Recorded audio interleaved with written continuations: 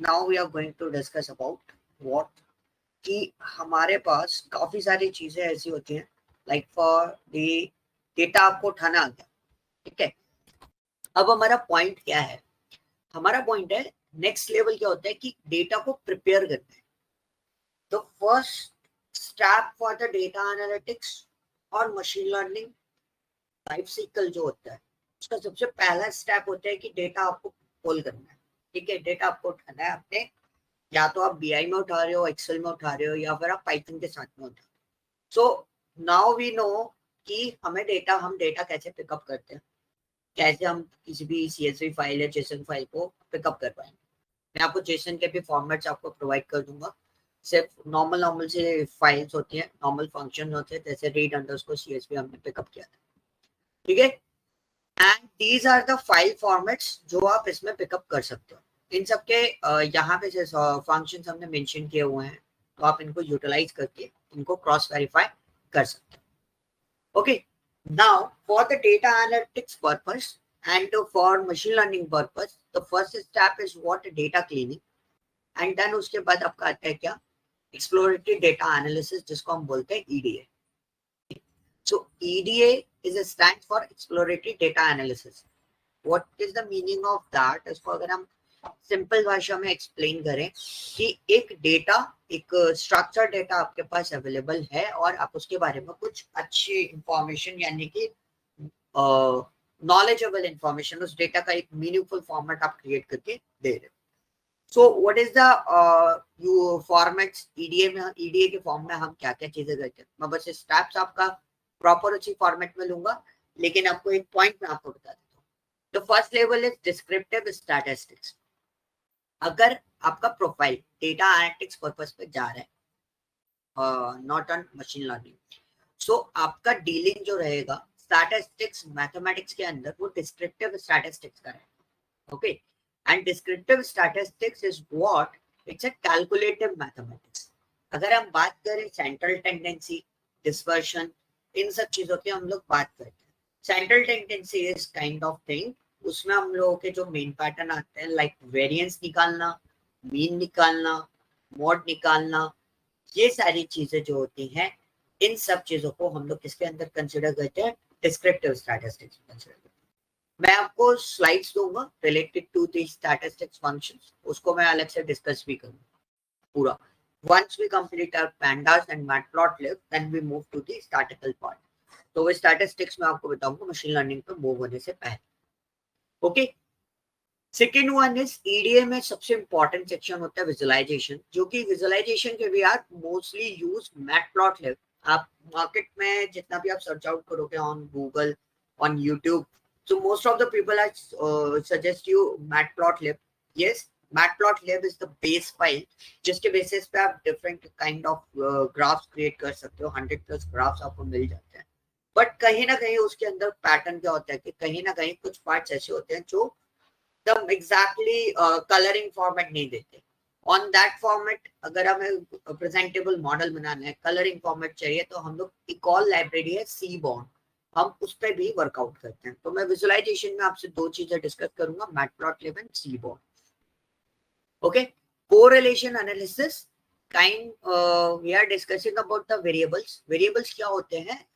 जैसे आपका कोई डेटा सेट है, ठीक है, उसमें मैं सेल्स की बात कर रहा हूँ, या उसमें मैं बात कर रहा हूँ किस चीज की, ऑर्डर प्रायोरिटी की बात कर रहा हूँ। ग्लोबल सुपर स्टोर डेटा आप दोनों के पास होगा। तो अगर मैं सेल्स की बात कर रहा हूँ तो वो एक न्यूमेरिकल वेरिएबल है।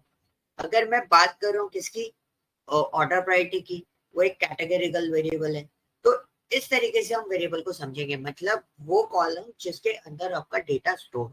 मैं भी बहुत जनरल लैंग्वेज में आपको चीजें बता रहा हूँ, टर्मिनोलॉजीज में मैं आगे जाऊँ, लेकिन पूरे सिस्टम के अंदर सबसे इंपॉर्टेंट सेक्शन जो होता है ना, वो ये होता है। अगर मैं बात करूं ऊपर वाला सेक्शन किसी का भी कितना भी स्ट्रांग हो, लेकिन अगर ये सेक्शन आपका स्ट्रांग नहीं है जो मैंने सेलेक्ट कर रखा है, तो आपको बहुत प्रॉब्लम फेस करनी पड़ेगी। ये होता है आसान नहीं, बट इसको आइडेंटिफाई करना बहुत जरूरी होता है।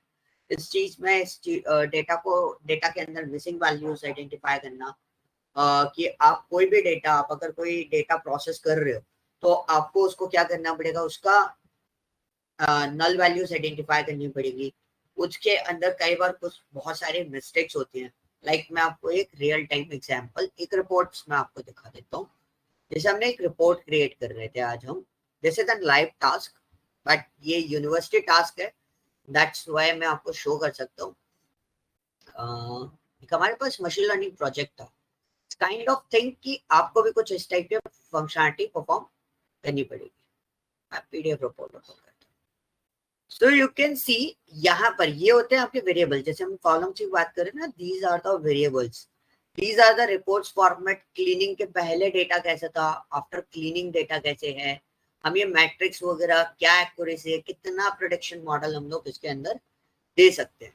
Kind of this type of things हमें जनरेट करना पड़ता है।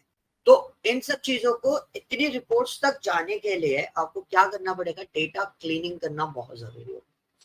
डेटा में कई बार ऐसी चीजें होती है जो मिस्ड होती है, मिस्ड होने के साथ साथ उनका स्पेलिंग में मिस्टेक हो सकता है, और बहुत सारे ऐसी प्रॉब्लम्स आपको फेस करनी पड़ेगी। Okay, so this is kind of data cleaning and this is call it data manipulation भी आप इसको बोल सकते हो। You want to change something, तो वो भी आप इसके अंदर कर सकते हो। ओके, आउटलायर डिटेक्शन, ये आप लोग बहुत अच्छे से समझते हो, you are working person.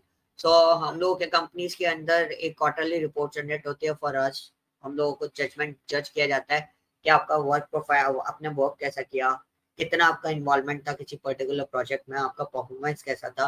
This is kind of thing कि हम उसमें आइडेंटिफाई करते हैं कि हमारे टीम के अंदर जो रिसोर्सेस हैं उसमें से की परफॉर्मर कौन है, या फिर अगर हम सिंपल भाषा में बोले आउटलायर्स कौन है जो बिल्कुल ही परफॉर्म नहीं करते।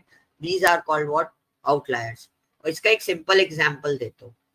फॉर एग्जांपल जैसे कोई भी एक सेलिब्रेशन टाइम पीरियड ले लेते हैं, फॉर एग्जांपल मेरे को गोवा जाना है, ठीक है। If I am planning right now, अभी कोई सेलिब्रेशन वाला कॉन्सेप्ट नहीं है गोवा के अंदर, सो मुझे बहुत सारी चीजें डाउन फॉर्मेट में मिल जाती है। मतलब सपोज मेरे को एक होटल 2000 रुपए में मिल रहा है, बट वही hotel new year time period के टाइम पे वो 8 से 9 हजार रुपए का हो जाता है। ओके, सो दिसंबर न्यू ईयर के जो टाइम पीरियड होता है ना, क्रिसमस से लेकर न्यू ईयर तक का जो टाइम पीरियड होता है, उसका जो सेल्स है वो पूरे ईयर की सेल्स में इंक्लूड नहीं होगा गोवा की।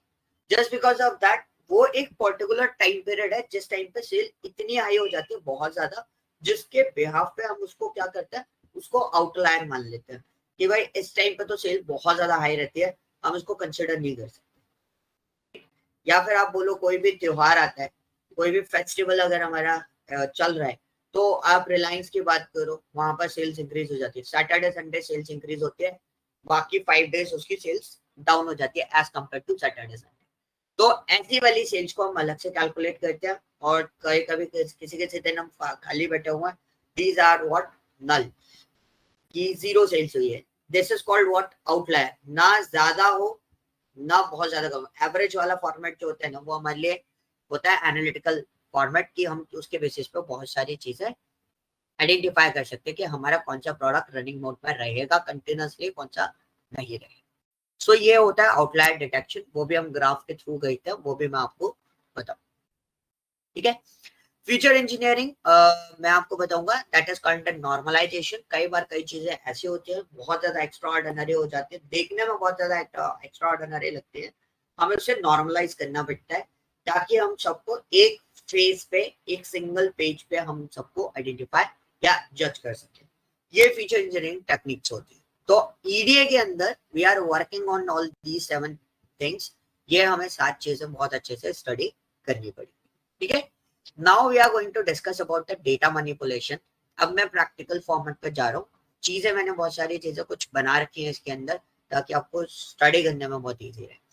तो डेटा मैनिपुलेशन के बेसिस पे अगर हम बात करें, data manipulation is what, it's a transforming process या चेंजिंग प्रोसेस भी आप बोल सकते हो, कि आपका कोई डेटा अवेलेबल है, उसमें आपको कोई चेंजेस करने हैं, that is called data manipulation.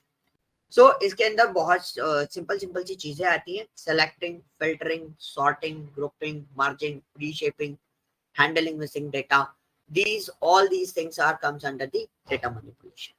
उसी के अंदर सबसे पहला पार्ट में कवर अप करना चाहूंगा, that is called what, data cleaning. Okay, this is called what, data cleaning. आज से मैं आपको टास्क देना स्टार्ट करूंगा ऑन दिस। मैं आज आपको डेटा क्लीनिंग बताऊंगा सिर्फ और सिर्फ, और मैं आपको एक टास्क अलॉट करूंगा, एक डेटा सेट अलॉट करूंगा, उसको आपको सिर्फ और सिर्फ क्या करना है, क्लीन करना है, ठीक है, और कुछ नहीं करना, बस इतना कॉन्सेप्ट आपको उसके अंदर रखना है। सो टेक्निक्स में सारी आपको दे रहा हूँ, उसके बेसिस पे आप डिसाइड करोगे आप क्या चीज अप्लाई करके कैसे उसको क्लीन कर सकते हो। बहुत सारी चीजें होती है, लेकिन आप जब भी क्लीन कर रहे हो या कोई भी पार्ट आप यूटिलाइज कर रहे हो तो आपको उसका एक्सप्लेनेशन रखना है कि हमने इसको पर्टिकुलर क्यों यूज करा। Okay, so now let's start with the first level, कि अगर हमें कोई डेटा फैच करना है, so we are just fetching this data. ये डेटा मेरे पास ऑलरेडी अवेलेबल है, एक पर्टिकुलर लोकेशन पे मेरा डेटा अवेलेबल है, और इसलिए मैंने बहुत आसानी से इस डेटा को पिकअप कर लिया, ठीक है। अदरवाइज आप सेम फोल्डर में काम कर सकते हो, आप इसको भी हटा के, जो कि मैंने आपको बताया था, या तो एड्रेस डाल दो या तो सेम फोल्डर में रखो सारी फाइल्स को, तो आपको बेनिफिट रहेगा। आप लोकेशन अलग रखोगे तो उस पर्टिकुलर लोकेशन का आपको एड्रेस देना पड़ेगा जहां से आपको उसको एक्सट्रैक्ट करना है। Okay, so now the first of all क्या होता है कि जैसे हमने नॉर्मली अगर मैं डीएफ को प्रेजेंट करता हूँ यहाँ पर, मैं इसको मिटाता नहीं हूँ, चीजें जो है वो वैसी की वैसी छोड़ देते हैं, नई चीजें मैं डिजाइन करता जाऊँ। ओके, सो ये डेटा मैंने उठाया, सबसे पहले मैं आपको डीएफ दिखाता हूँ, this is my data set, ये मेरा डेटा सेट है। पहली चीज, डेटा सेट को बहुत अच्छे से देखना है। मेरे पास year, WHO region, country, beverages type, display value, ये 5 चीजें मेरे पास अवेलेबल है। लेकिन उसके अलावा मेरे पास यहाँ पर 25 तक, यानी कि 20 कॉलम ऐसे हैं। 5 मेरे पास वर्किंग कॉलम है, मतलब working column in the sense जिसमें कोई डेटा मेरे पास अवेलेबल है, और मेरे पास 20 कॉलम ऐसे हैं जो अननेम्ड है, जिनका मुझे कोई यूजेस नहीं है, ठीक है।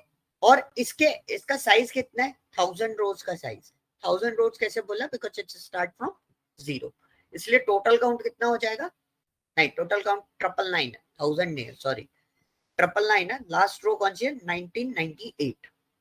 ओके, सो इसमें कहीं तक तो डेटा होगा, मेरे को भी नहीं पता, बीच में डेटा गायब हो रहा है, और यहाँ नीचे आपका 99 तक जा रहा है, तो एन वैल्यूज आ रही है। तो 26 कॉलम इसके अंदर अवेलेबल है, और आपके पास कितने रोज है, 999 रोज। ये हमारा एक कैलकुलेशन होता है। हम जब भी डेटा प्रोसेस कर रहे होते हैं हमें कुछ बेसिक स्टेप्स फॉलो अप करनी पड़ती है। लाइक फॉर एग्जांपल हम लोग एक फंक्शन यूज करते हैं, that is called what, head. Head क्या करता है, हेड बाय डिफॉल्ट आपके डेटा सेट की टॉप 5 रोज को निकाल के देगा। हेड क्या करेगा, बाय डिफॉल्ट आपके डेटा सेट की टॉप 5 रोज को निकाल के देगा। इससे क्या होता है कि हम हेड का यूज करके क्या करते हैं, हम एक जनरल आइडिया लगा लेते हैं, यार ये वैल्यूज हैं और इस टाइप की वैल्यूज इसके अंदर है। अगर कभी आपको कोई बोलता है मुझे टॉप 10 डेटा डिस्प्ले करा दो, तो you just right here df dot head, और हेड के पैरेंथेसिस के अंदर आपको लिखना है काउंट। सो मैंने 10 काउंट लिखा, तो ये मेरे को कितनी वैल्यूज देगा, टॉप 10 वैल्यूज आपको डिस्प्ले कर देगा सारी की सारी। बाय डिफॉल्ट कभी कभी कई बार ऐसा होता है, रिपोर्ट्स हमसे मांग ली जाती है कि टॉप 5 डेटा आप डिस्प्ले करो, इसका टॉप 5 डेटा कैसा है। तो टॉप 5 डेटा कैसा है इसका, आपका हेड के थ्रू आप इसका टॉप 5 निकाल सकते हो। अब बॉटम 5 निकालना है, तो whenever you want to extract the bottom 5 data, तो we use what, tail. Tail function का यूज करके हम बॉटम 5 डेटा निकालते हैं। आपको वही चीज है, अगर इसके अंदर आप नंबर इंक्रीज करोगे, so what is the format is this, ये आपको निकाल के देगा क्या, 10, सॉरी बॉटम 10 डेटा। तो इससे आप क्लियरली आइडेंटिफाई कर सकते हो। कोई भी आपको कभी कभी रिपोर्ट्स में आ जाता है, यार मेरे को टॉप 5 डेटा भी डिस्प्ले करना है, मुझे टॉप 10 डेटा भी दिखाना है, बॉटम 10 डेटा भी शो करना है, तो we can use what, tail and head. तो इन दो केसेस में आप अपना टेल एंड हेड का यूटिलाइजेशन दे सकते हो, ठीक है। So 5 will be default for any type of data, sir? Yes, 5 is the default। 5 रो तो वो आपको निकाल के देगा, चाहे वो बॉटम हो या फिर वो हेड हो, ओके। एंड इसका एक और फॉर्मेट है कि अगर आप डीएफ भी डालोगे तो भी वो आपको टॉप 5 और टॉप बॉटम डेटा आपको डिस्प्ले करता है, बट बीच का डेटा कुछ इस तरीके से रहता है। बट इंडिविजुअल रिपोर्ट आपको बनानी है, you can go with the head और टेल बेसिकली, ओके। सर अगर रैंडम डेटा पिक करना है somewhere from the middle ऐसे रैंडम कुछ रहा डेटा इन तो द सेंस लाइक पर्टिकुलर जैसे कॉलम मिडिल रोज ऐसा कुछ निकालना है तो रोज निकालने तो आपको उसका इंडेक्स नंबर देना पड़ेगा. So without index number you can't identify because of that क्योंकि ये had आपका एक basically format देगा. So suppose for example आपने बोला मेरे को 50 वाला विटिल रोज चाहिए, you can do this. So कुछ गड़बड़ क्या थे मैंने डालो तो इंडेक्स नंबर ये एक बार देख लेते हैं. अच्छा डेटा फ्रेम है ना, LOC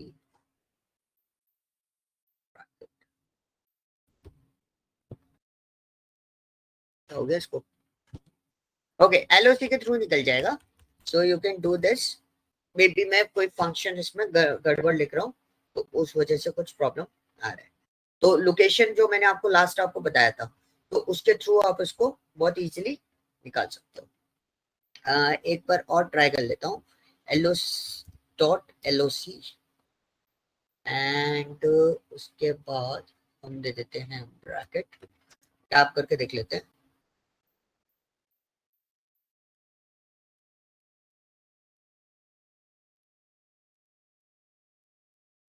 मैं वैल्यूज तो निकल जानी चाहिए.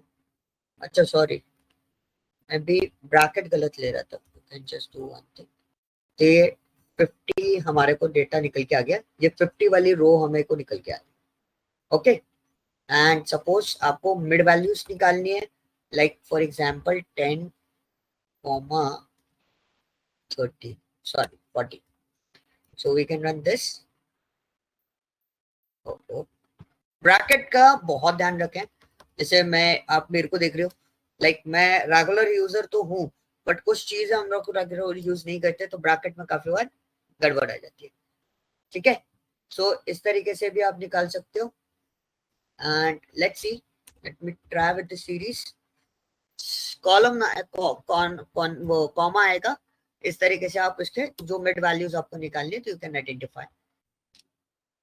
ओके तो दिस इज अ फॉर्मेट कि आपको मिड वैल्यू फाइंड आउट करनी है तो LOC का यूज करके आप डेटा फैच आउट कर सकते हो. क्लियर है. सो आगे चलते हैं. और कोई question related to this? No. So now अभी हम आते हैं नीचे. जैसे अब देखो वैसे बेसिकली आपको जब भी आप डेटा फैच करोगे DF आप सर्च आउट कर रहे हो तो नॉर्मली आपको क्या होता है कि आपको यहाँ पे शेप आता है. ठीक है.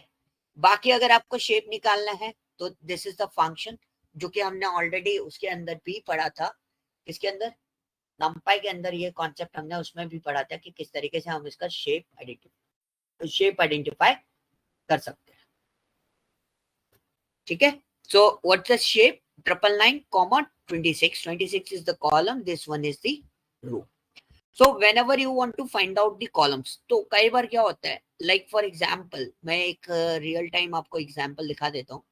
एक स्टूडेंट था उसने एक सर्वे रिपोर्ट लेके आया था and we need to extract this survey report. एक मिनट नीचे वाला है. और इस सर्वे रिपोर्ट को हमें डिजाइन करना था. तो इसमें देखो जैसे इसमें काफी सारे कॉलम्स हैं तो हमें समझ में नहीं आ रहा था हम कौन सा कॉलम प्रोसेस करें. तो ऐसी जगह पर आपको कॉलम्स की जरूरत पड़ती है. सो this is the separate column reports. तो आपको कॉलम्स आइडेंटिफाई होके निकल के आ जाएंगे. तो जैसे अगर आप इसके साथ में प्रोसेस कर रहे हो तो यू कैन सी मेरे को इसके अंदर कॉलम्स चाहिए. तो यहाँ पे देखो आपको year, WHO region, country, beverages and display value जो हमारे काम के वो ये वाले कॉलम्स हैं. बाकी एक भी कॉलम हमारे यूजर्स में नहीं आएगा. All are the blank columns. तो इससे आप कॉलम आइडेंटिफाई कर सकते हो. ऐसा नहीं है कि आप हर बार हर कॉलम के ऊपर रिपोर्ट जनरेट करो. आप इंडिविजुअल जो कॉलम आपके यूजर्स में आते हैं आप उन कॉलम को पिकअप करके रख सकते हो. ओके अब पॉइंट आते हैं स्टैटिकल फंक्शन परफॉर्म करना है. We are learning about the NumPy. हम ऑलरेडी नंपाई स्टडी करके आए थे. वी नो कि काफी सारी चीजें हमें पता है. स्टैटिक फंक्शन जो है वो नंपाई से एग्जीक्यूट हो सकते हैं. जो कि मैं आपको बताऊंगा कि numpy से वो सारे स्टैटिक फंक्शन हम कैसे अप्लाई करते हैं। हम हालांकि अप्लाई उसी से करेंगे क्योंकि आपको वो सारी चीजें भी सीखनी है, बट यहाँ पे बेसिक स्टैटिस्टिक्स फंक्शंस हम लोग यहाँ पे बाय डिफॉल्ट हम लोग क्या करते हैं, अब रिसेंट टाइम पीरियड में अब हम लोग क्या करते हैं, वी आर यूजिंग पैंडास। और पैंडास में एक बहुत सिंपल सा फंक्शन होता है, that function is called what, describe. Describe function क्या करता है, जो आपकी न्यूमेरिकल डेटा है, ये चीज ध्यान रखना, जो आपका न्यूमेरिकल डेटा है आपके डेटा सेट के अंदर, मैं बात नहीं कर रहा हूँ कोई भी ऐसा डेटा जो न्यूमेरिकल ना हो। देखो year is your numerical data, it's not in the date format. So beverages type की जगह अगर मैं बात करूँ, display value is the numerical data, पर beverages type, country, WHO region, all are the categorical data. मतलब आप रीजन नॉर्थ ईस्ट वेस्ट इस टाइप का टेक्स्ट वाला डेटा है।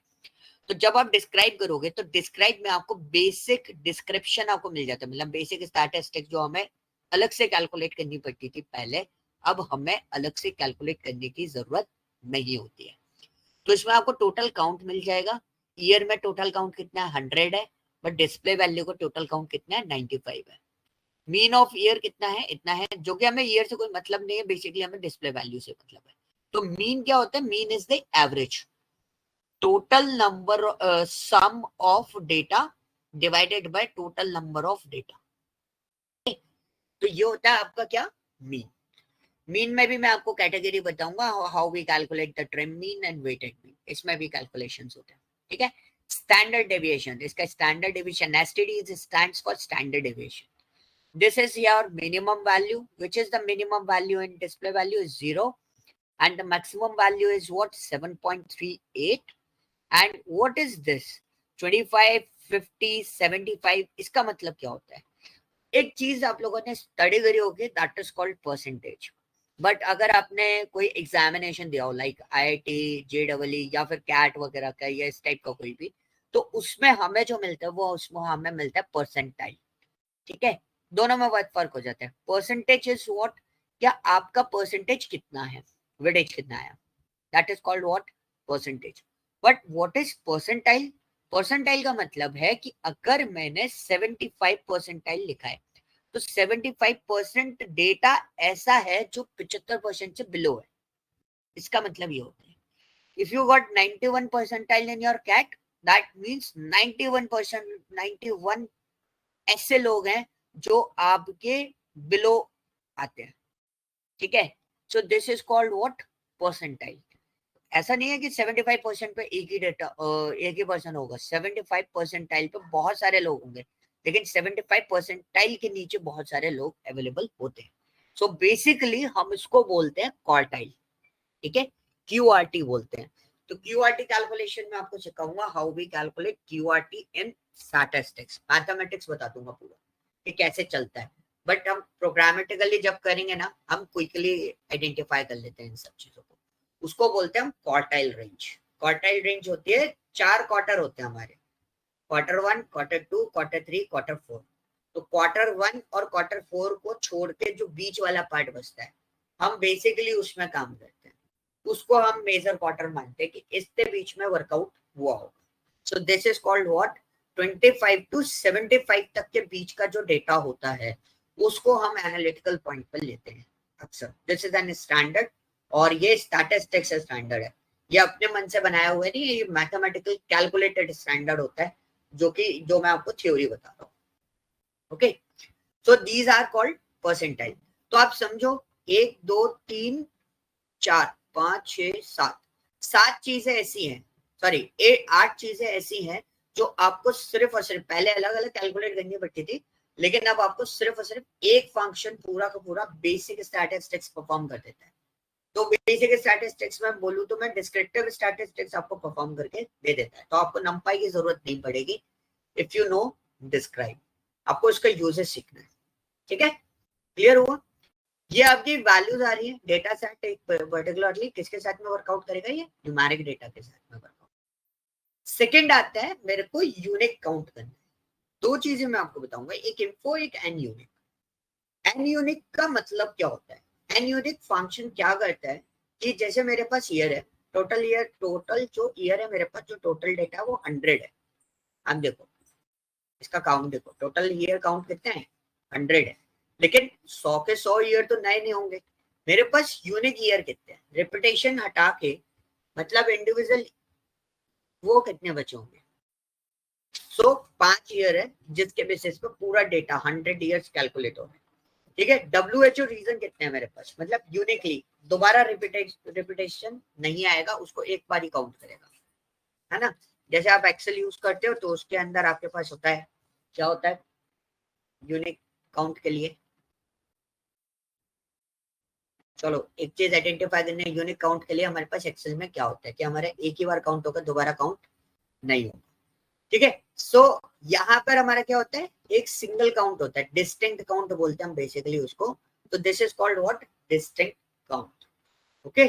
सो कोई चीज अगर रिपीट हो रही होगी तो उसको एक ही बार काउंट करेगा। तो अगर आपको वैल्यूज देखनी है भाई कितनी यूनिक वैल्यूज है मेरे पास, तो you can use what, an unique function. इसका यूजेस बहुत ज्यादा आता है, हम लोग बहुत यूज करते हैं, मैं तो बहुत ज्यादा यूज करता हूँ, जस्ट बिकॉज ऑफ दैट काफी बार चीजें इसी से क्लियर आउट हो जाती है कि इस टाइप की चीजें कितनी है हमारे पास, ओके। सो नाउ ये ऐसे केस में काम में आएगा, जो डेटा सेट में आपको दूंगा उसमें मेरे पास क्या है ना, मॉर्निंग लिखा हुआ है, तो मेरे पास मॉर्निंग जो डेटा सेट में एंटर्ड है ना, तो कई जगह तो मॉर्निंग की स्पेलिंग सही है, कई जगह गलत है, तो वहां पर आपको पता चलेगा कि हमें क्या क्या चीजें रिप्लेस करनी है, क्या रखना है, क्या मॉडिफाई करना है, क्या नहीं करना है, तो ये सब चीजें हमें परफॉर्म करनी पड़ती है। तो कई बार ऐसा हो जाता है स्पेलिंग मिस्टेक हो जाती है। तो व्हाट इज दिस, अब मेरे को क्या करना है, मेरे पास 26 कॉलम है, जिसमें से मेरे जो काम के कॉलम है वो शुरू के हैं 1 2 3 4 5 कॉलम ऐसे हैं जो मेरे काम के, बाकी सब कॉलम मेरे काम के नहीं है। तो मैंने क्या करा, एक बहुत सिंपली एक लिस्ट बनाया, DF ईयर WHO रीजन और कंट्री का, और उसको TT नाम के फंक्शन में डाल दिया, मतलब selecting the specific column. So what, how can we select the specific column, कि आपको कुछ नहीं करना है, आपको इंडिविजुअल जो जो कॉलम्स हैं उनकी डिटेल देगी। और कई बार क्या होता है, अब क्वेश्चन आएगा कि भाई अगर ऐसा सिनेरियो मेरे सामने आ गया तो मैं क्या करूं, तो मैं लिख भी नहीं सकता एक एक सिंगल कॉलम। तो आपको क्या करना है, कॉलम्स करना है, कॉलम्स करने के बाद हमने क्या करा, हमने इंडिविजुअल कॉलम सिलेक्ट करे, हमने उसको कैटेगराइज किया। थोड़ा सा काम आपको करना पड़ेगा इसके अंदर, जैसे हमने इसको मैनुअली कैटेगराइज करा, एम्प्लॉयमेंट का डेटा अलग, प्रोग्रामिंग एक्सपीरियंस का डेटा अलग और डेमोग्राफिक डेटा अलग कर दिया। तो हमने ये कॉलम उठाए, क्योंकि हर कॉलम हमारे यूजेस का नहीं है, इसके अंदर कॉलम कितने हैं, अगर हम इसका शेप देखें 61 कॉलम है, लेकिन हमने 20 कॉलम पिकअप करे हैं, तो 20 कॉलम का एक डेटा सेट हमारा अलग बन गया। सेम इन दिस केस हमारे ये पास कॉलम्स कैसे सेलेक्ट हुए हैं जो 21 किए हैं? हाँ, ये हमने इसमें से सिलेक्ट करे हैं। जैसे मेरे पास एक कॉलम्स करके एक फंक्शन था ना, एट्रीब्यूट, मैंने पहले वो किया अपने डेटा पे, तो मेरे को यहाँ पे डेटा आया, इसका वेरिएबल का नॉलेज आपको रखना पड़ेगा, जब भी डेटा प्रोसेस होके आएगा ना उसका रखना पड़ेगा। मैं आपको छोटे डेटा में बताता हूँ, जैसे मेरे पास ये कॉलम है, तो 26 कॉलम है हमारे पास, ओके।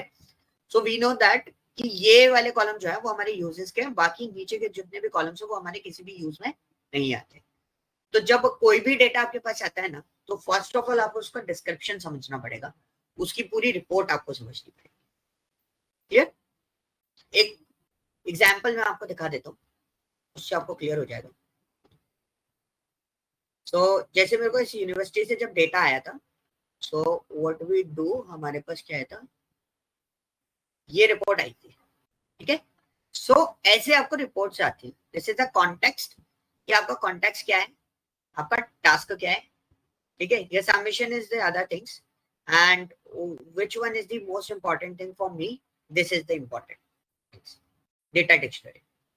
ये आपको आती है, जब भी आपको डेटा प्रोसेस होके आएगा ना, तो ये आपके पास आएगा।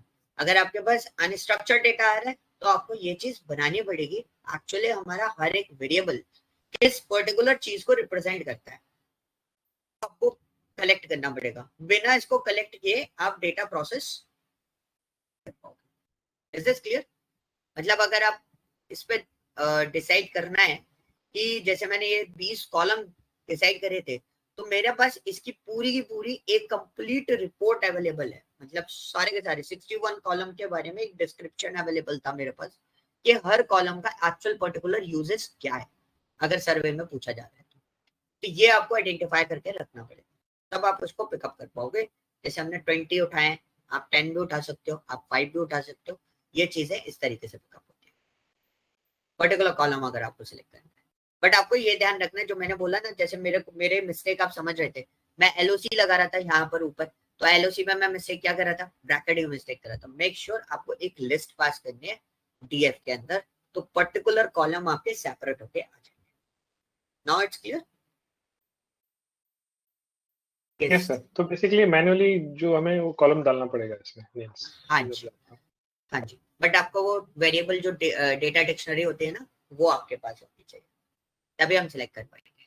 श्योर, ओके ओके, सो इसकी भी छोटी मोटी टेक्निक्स मैं आपको बता दूंगा, क्योंकि कई बार डेटा लिमिटेड ही होता है। सपोज 5 ही कॉलम आपके पास अवेलेबल है, एक पर्टिकुलर कॉलम के बेसिस पे हम किसी चीज को एनालाइज कर रहे हैं या मॉडल डिजाइन कर रहे हैं, तो क्विकली इस चीज को काम को भी कर सकते हैं, वो मैं आपको समझा दूंगा।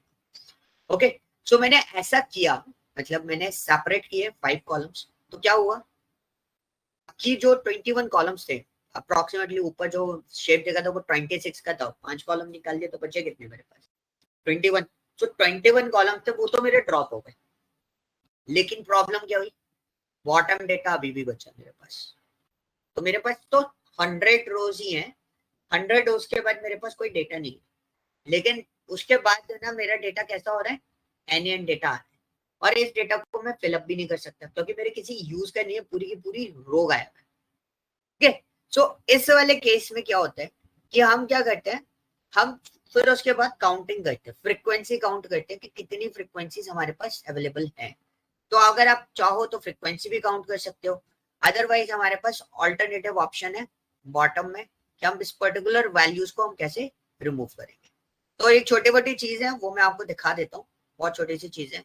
If you want to calculate the frequency in the check, if you want to check कितने बेवरेजेस आपके पास अवेलेबल है, 28 बेवरेजेस हैं, वाइन आपके पास 27 है, बियर आपके पास 24 है, स्प्रिट्स आपके पास 21 है। So these are the categories की बेवरेजेस के उसमें उन्होंने कैटेगरीज निकाली। WHO रीजन डालूंगा, तो अगर मैं इसके अंदर WHO रीजन डाल देता हूँ, फॉर एग्जाम्पल पहले देख लेते कैसे लिखा है, कैपिटल में WHO and the second one is the region is the small. तो मेक श्योर ये थोड़ा सा कंसर्न पॉइंट रखना क्योंकि ये केस सेंसिटिव है। तो you can see WHO region, Africa मेरे पास 29 है, अफ्रीका से डेटा मेरे पास 29 है, यूरोप से मेरे पास 22 है, अमेरिका से इतना है, ईस्टर्न मेडिटेरियन से इतना है, और आपका Western Pacific, South Asia. If you want to check the year, so let me place your year. तो हमारे पास 5 ईयर थे टोटल, तो 5 ईयर अगर हमारे पास अवेलेबल है तो यू कैन सी 1986 का 23 डेटा है, 87 का 21, 85 का 20, 84 का 18, 89 का 18। तो ये आपको फ्रीक्वेंसी काउंट करके बता देता है एक पर्टिकुलर चीज पे कितना डेटा आपने इकट्ठा किया हुआ है। ठीक है, सो ये वो चीजें हो गई। जैसे कंट्री के बेसिस पे अगर हम बात करें, कंट्री का भी निकाल लेते हैं, कौन कौन सी कंट्री से हमारे पास डेटा है, हम इसको रन करते हैं। So these are the countries, तो बहुत सारी कंट्रीज हैं, तो हम इसको क्लियरली नहीं देखेंगे। टोटल 80 कंट्रीज हमारे पास अवेलेबल है, किसी से 1, किसी से 2 बार, किसी से 3 बार, किसी से 4 बार डेटा आपका collect. Okay, so value count is what, value count क्या करता है, फ्रीक्वेंसी काउंट करके आपको दे देता है। Okay, if you want to short the values, short का मतलब क्या हो गया, you can check out the function. तो मैंने लिखा क्या, df dot short values, this is your function. उसके अंदर लिखा बाय फॉर्मेट मैंने यहाँ पे दे दिया, मैं कंट्री यहाँ से हटा देता हूँ, this is my year. Year के बेसिस को मैं किस फॉर्मेट पे उसको सॉर्ट करना चाहता हूँ, मैं उसको सॉर्ट करना चाहता हूँ किस बेसिस पे, असेंडिंग ऑर्डर। तो यू कैन सी मेरा पूरा डेटा जो है वो असेंडिंग ऑर्डर में अरेंज हो गया। अब क्वेश्चन आता है कि भाई डिसेंडिंग ऑर्डर में करना है तो क्या करें, सो हम इसमें क्या मेंशन कर देंगे, फॉल्स। तो this part is called what, descending order. So कई बार क्वेश्चन आ जाता है कि क्या ये सिर्फ और सिर्फ न्यूमेरिकल डेटा के साथ में वर्कआउट करेगा, तो हम इसको ट्राई कर लेते हैं किसके साथ में, एक टेक्स्ट डेटा के साथ में, कंट्री के साथ में। तो यू कैन सी मैंने डिसेंडिंग ऑर्डर लगा रखा है, जिम्बाब्वे, वियतनाम, आपके इस तरीके से फॉर्मेट्स आ रहे हैं। अगर मैं इसको ट्रू कर देता हूँ, start from America, may be Afghanistan, start from Afghanistan, Austria, यहां से वो आपका डेटा जो है वो प्रोसीड होना स्टार्ट हो जाता है. Okay, so whenever you want to sort your data in ascending और descending order, you can go with this. तो ये थोड़े छोटी छोटी चीजें हैं. और सबसे इंपॉर्टेंट कॉन्सेप्ट होता है आपका इन्फो. इन्फो मेथड क्या करता है? इन्फो मेथड हम लोग सबसे ज्यादा यूज करते हैं. हम क्या करते हैं, कोई भी डेटा आया फटाफट लिया, उसमें मिसिंग वैल्यूज ढूंढनी है नहीं ढूंढनी है, हम सबसे पहले क्या कर देते हैं, df.info लगा देते हैं. जितनी चीजें मैंने आपको बताई उनसे भी आप मिसिंग वैल्यू आइडेंटिफाई कर सकते हो. तो मैंने यहाँ पे लगाया df.info. इन्फो में मेरे पास यहाँ पर देखो क्या क्या डिटेल्स मेरे पास आती है. पहले तो ये क्लास कौन सी है, डेटा फ्रेम है, ठीक है, pandas के. रेंज इंडेक्स क्या है? रेंज इंडेक्स आपको बता रहा है टोटल एंट्रीज जो है वो 999 एंट्रीज है and it's range is starts from 0 to 1998. ठीक है. डेटा कॉलम्स, कितने कॉलम्स इसके अंदर अवेलेबल हैं? 26 कॉलम्स. तो मतलब मैंने ऊपर जो कहानी आपको बताई थी ना, कॉलम्स निकालना, कॉलम्स शेप निकालना, ये सारी चीजें निकालना, आप ये सारा कॉन्सेप्ट पूरा का पूरा एक सिंगल टाइम में परफॉर्म कर सकते हो by using df.info, info methods के थ्रू. सो उसमें हमें क्या क्या चीजें अवेलेबल मिलते हैं. आपको कॉलम्स आपको मिल जाएंगे. सो आपके पास कॉलम कौन कौन से हैं यहाँ पर, आपके टोटल वैल्यूज काउंट कितना है. तो यू कैन सी, आप जब वैल्यू काउंट देखोगे तो डिस्प्ले वैल्यू में मतलब मिसिंग वैल्यूज अवेलेबल है, बाकी सब में कोई भी मिसिंग वैल्यूज अवेलेबल नहीं है. बाकी सबका काउंट कितना है, 100 100 100. बट यहाँ पे कितनी मिसिंग वैल्यूज है, 5 मिसिंग वैल्यूज है. तो आपको ये भी पता चल जाता है.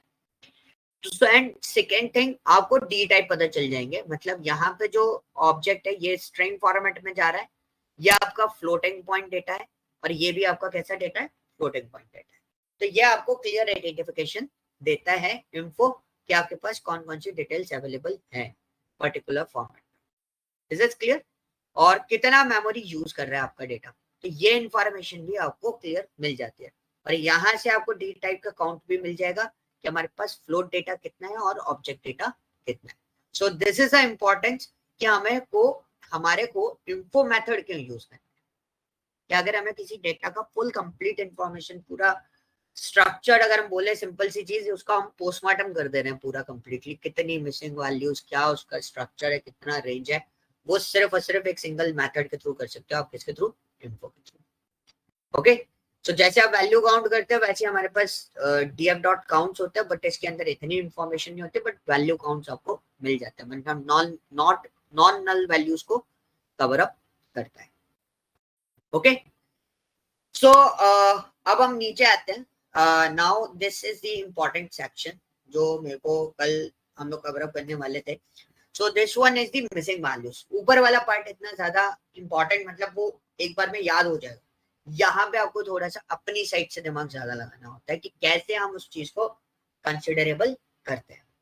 पहली चीज, कुछ स्टेप, कुछ पॉइंट्स मैं आपको बताना चाहूंगा. आप नोट डाउन करना चाहो तो नोट डाउन कर सकते हो.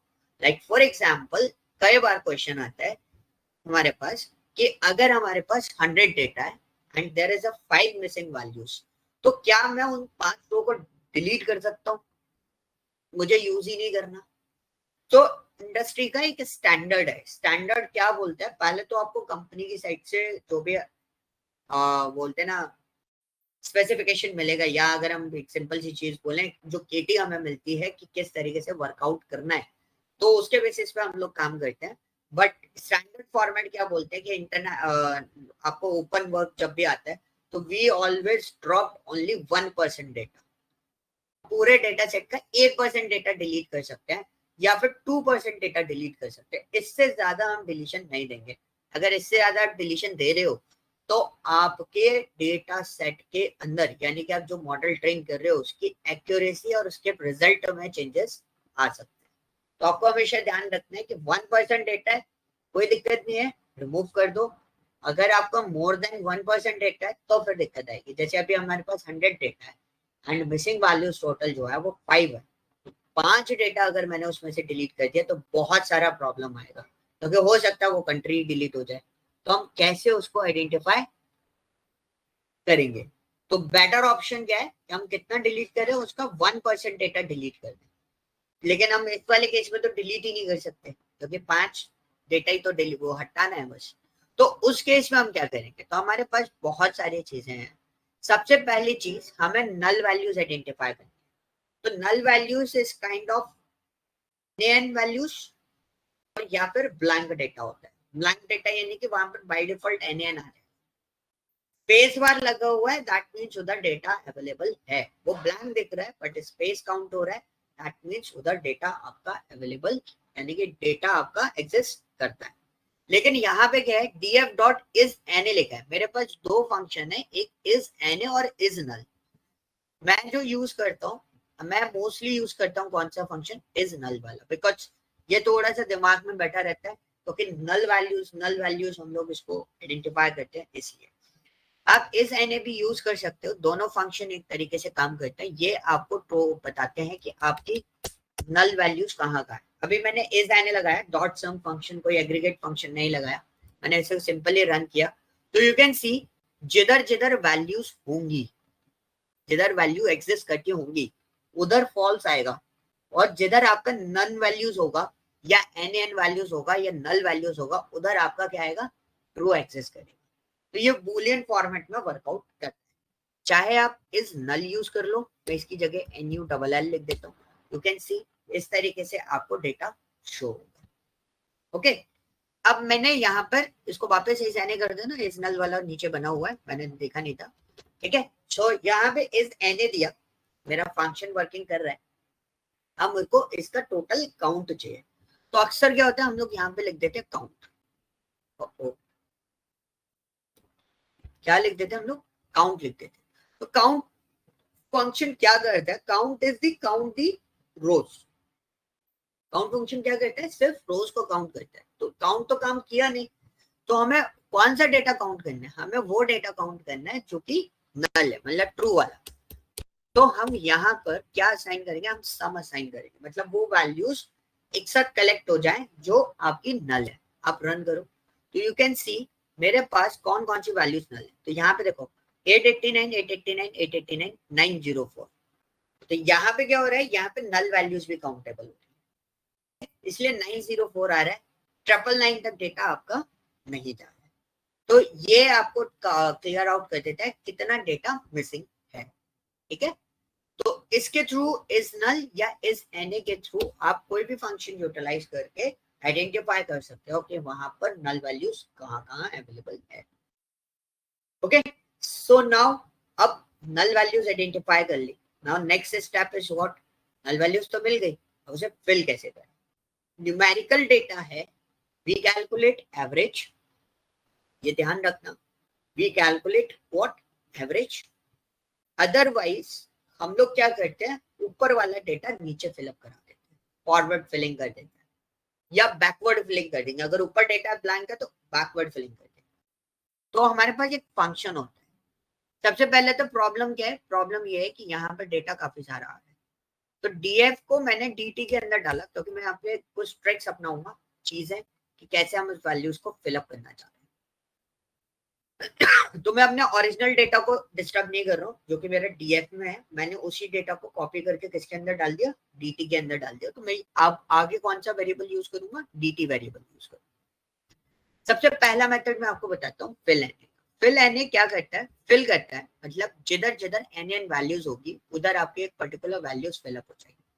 जैसे मैंने इधर बोला, मैंने उसको बोला हर जगह 10 फिलअप करो। जितनी जगह 0 दिखाई दे रहा है ना, ये सारी हमारी कौन सी है, फॉल्स वाली वैल्यूज है, तो सॉरी एन वैल्यूज है। हम इसको रन करते हैं तो यू कैन सी हर जगह जहां पर एन वैल्यूज होगी वहां पर क्या आ गया, हमारा 10। तो बेसिकली क्या होता है, कई बार हमें नलिफाई करना है और हमें ऐसा वैल्यू काउंट फॉर्मेट पर रखना है, तो हम अक्सर क्या करते हैं, 0 वैल्यू फिलअप कर देते हैं उस जगह पे।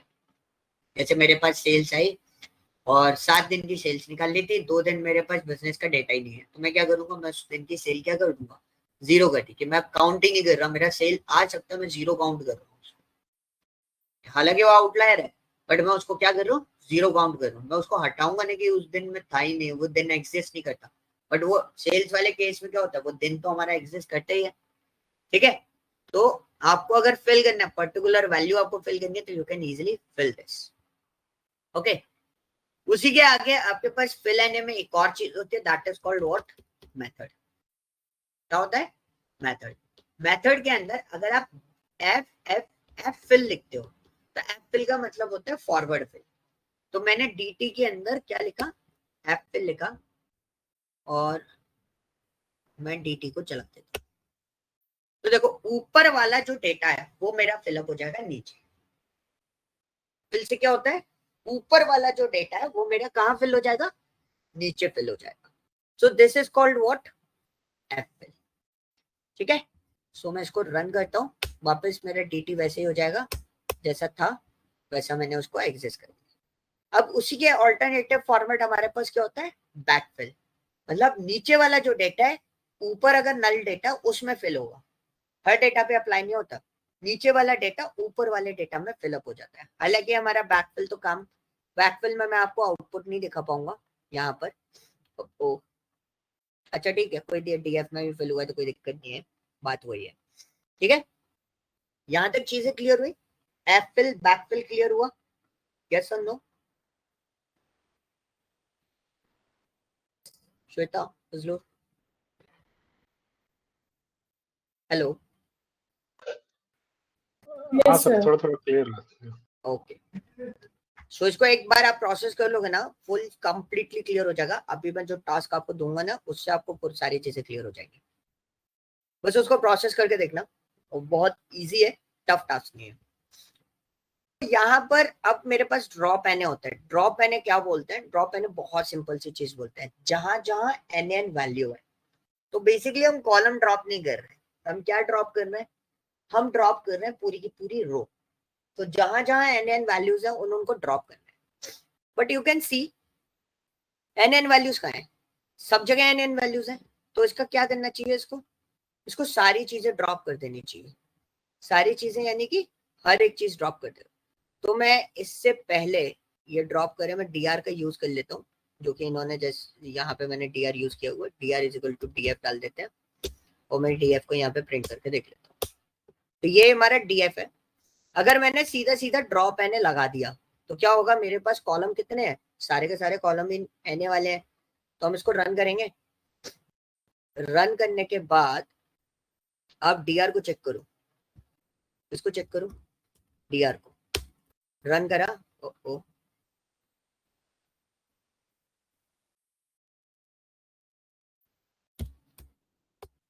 हमारा डीआर डॉट ड्रॉप एन ये रन किया। अच्छा, ऊपर से पिकअप हो क्या आ रहा है, ओ सॉरी, एक और चीज समझना, ठीक है, ये अपडेट नहीं होता है डायरेक्टली, मेरा डीआर में अपडेट नहीं हो रहा है, सिर्फ आपको रिजल्ट नीचे दिखाई दे रहा है। ठीक है, रिटर्न वैल्यूज आ रही है। आपको अगर इसको अपडेट करना है तो आपको ये स्टेटमेंट कुछ इस तरीके से लिखना पड़ेगा, DR equal to DR dot drop N. ये पॉइंट क्लियर हुआ? कई बार आपने देखा होगा डेटा स्ट्रक्चर में आप वर्कआउट करते हो तो कुछ ऐसे फंक्शंस होते हैं जो वैल्यू रिटर्न करते हैं, ना ही उस वेरिएबल में डायरेक्टली अपडेट कर देते हैं। तो इसलिए ये हमें क्या कर रहा था, डीआर नीचे हमारे का इस तरीके से आ रहा था। Just clear? चलो अब हम आगे चलते हैं। ये देखो क्या हुआ, सारे की सारी रोज हमारी क्या हो गई, डिलीट हो गई। अब हमारा पॉइंट क्या आता है, ये तो हमारा डीआर है, हमारे पास वैल्यूज है। अब मुझे क्या करना है, ये डिलीट करना है, ये कॉलम डिलीट हो जाए और नीचे वाली जो एन वाली रोज है वो डिलीट हो जाए। तो उसके लिए मैं क्या करूँ, तो हमने एक डीसी बना लिया, वेरिएबल में एक्स्ट्रा लेके चल रहा हूँ। डीसी में हमने एक कॉन्सेप्ट अपनाया, drop N axis one. Axis one का मतलब क्या होता है, कॉलम रिमूव कर दो। अब मेरे पास हर कॉलम में एन वैल्यूज थी, इसलिए हर कॉलम आपका क्या हो जाएगा, ड्रॉप हो गया। तो मेरे पास ना तो रो बची ना कॉलम बचे। अब कॉलम से भी दिक्कत हो गई। ठीक है, तो अब क्या करें, अब हमने बहुत सिंपल सा कॉन्सेप्ट अपनाया। कॉन्सेप्ट क्या अपनाया हमने, थ्रेशोल्ड लिया। क्या बोला, थ्रेशोल्ड लिया। थ्रेशोल्ड क्या होता है, किसी चीज का एक पॉइंट दे देते हैं। पॉइंट यानी कि जैसे मैं आपको बढ़ा रहा हूँ, ठीक है, एंड मैंने थ्रेशोल्ड दे दिया कि 2 घंटे से ज्यादा बढ़ा दिया तो आप एग्जॉस्ट हो जाओगे। Okay, this is your threshold कि आप इतना हैंडल कर सकते हो, लेकिन इससे ज्यादा आप हैंडल नहीं कर सकते। तो हमने यहाँ पे क्या दे दिया, एक थ्रेशोल्ड दे दिया कि भाई आपको जिस रो में, क्या थ्रेशोल्ड दिया, आपको जिस रो में 2 से ज्यादा एन मिले वो सारे ड्रॉप कर दो। ठीक है,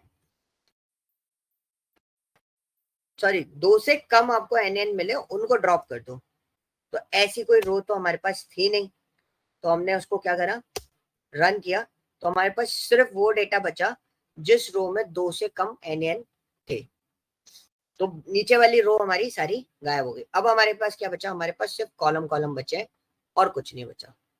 ठीक है, सो अब हम क्या करेंगे, हम एक्सेस 1 के थ्रू हम इसको क्या कर देंगे, ड्रॉप कर देंगे।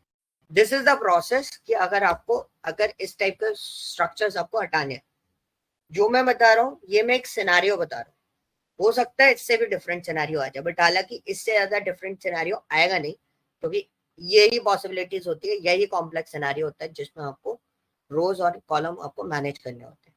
तो नाउ यू कैन सी हमारे पास सिर्फ और सिर्फ 100 रोज और 4 कॉलम्स जो डेटा है वही डेटा हमारे पास बचा है, और कोई डेटा हमारे पास नहीं बचा। लेकिन अभी भी एक प्रॉब्लम हो गई। क्या प्रॉब्लम हुई है, कोई बताएगा दोनों में से? इस डेटा को देखो और इस डेटा को देखो, क्या दिक्कत हुआ इसमें, कुछ प्रॉब्लम है?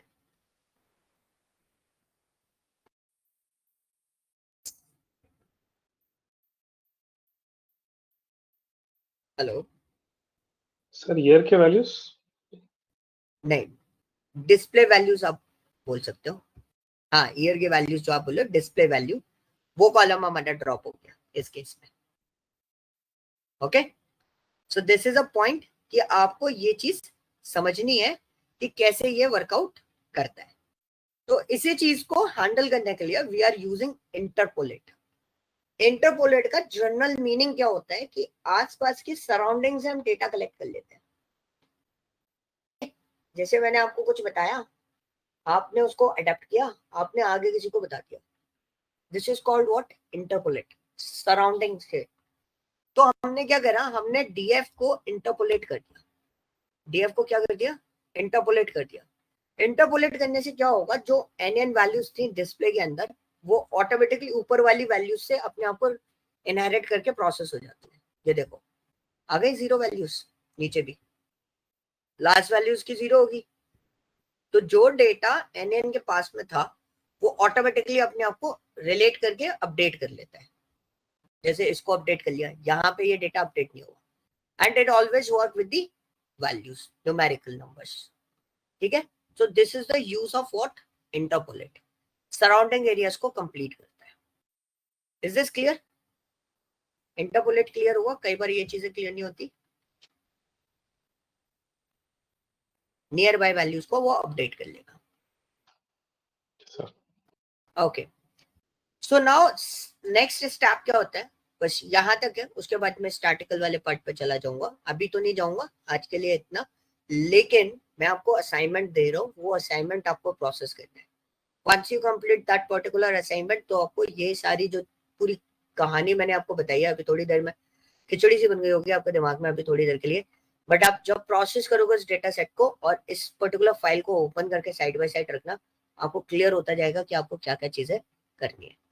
ठीक है, सो रिप्लेस करना है मुझे, किसको रिप्लेस करना है, np.nen को।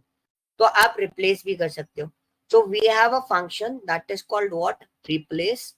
और हमने क्या करा, टू रिप्लेस लगाया, टू रिप्लेस किया np.nen को किस वैल्यू से, वैल्यू इक्वल टू व्हाट, 0। मतलब हमने बोला कि आप रिप्लेस करो जिस जगह पर nn वैल्यूज हो उसको किससे रिप्लेस कर दो, 0 से। सो दिस इज द फॉर्मेट कि आप किस तरीके से रिप्लेस वैल्यूज को यूटिलाइज करके भी डेटा को चेंज कर सकते हो। ओके, सो ये कुछ लिमिटेड मेथड्स हैं जो कि आपके पैंडास के अंदर किसी भी मिसिंग वैल्यूज को हैंडल करने के काम में आता है।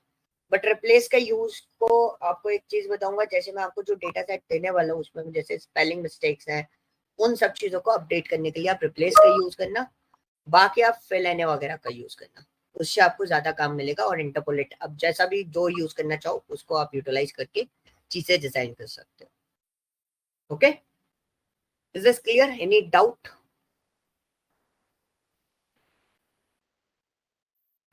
सर वैसे ये फिल एनए और रिप्लेस फंक्शन में डिफरेंस क्या है? देखो फिल एन क्या करता है, फिल एन भी डायरेक्टली वैल्यू अपडेट कर देता है। ठीक है, वो भी वही करता है कि एन एन वैल्यूज को रिप्लेस करेगा। बट रिप्लेस में बेनिफिट क्या होता है, आप किसी भी पर्टिकुलर वैल्यू को रिप्लेस कर सकते हो। जैसे अगर आप यूक्रेन को रिप्लेस करना चाहते हो तो आप यहाँ पे यूक्रेन मेंशन करके उसकी वैल्यू 0 कर सकते हो, बट फिल एन ऐसा नहीं कर सकता। Okay okay, next, any other question?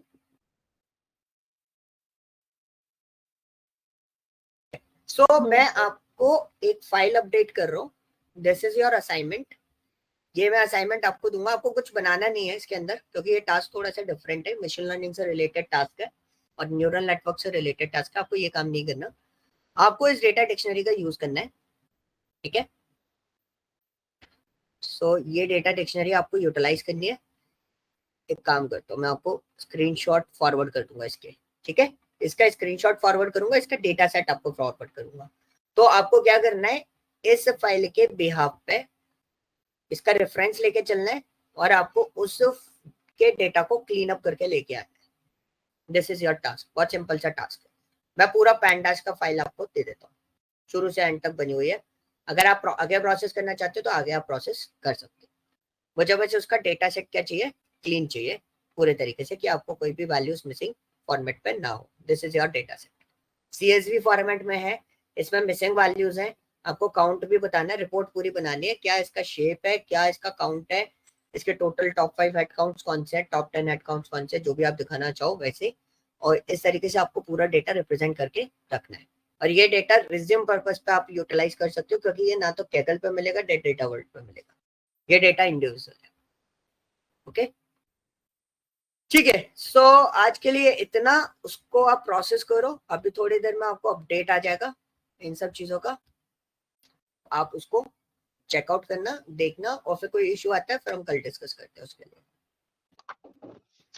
ये फाइल शेयर कर दोगे ना सर, ये हाँ जी? नोटबुक, ये नोटबुक शेयर कर दोगे ना? हाँ, मैं भी आपको ये नोट मुझे पैंडास लगा। वाली नोटबुक और सारा असाइनमेंट भी आपको शेयर कर रहा हूँ।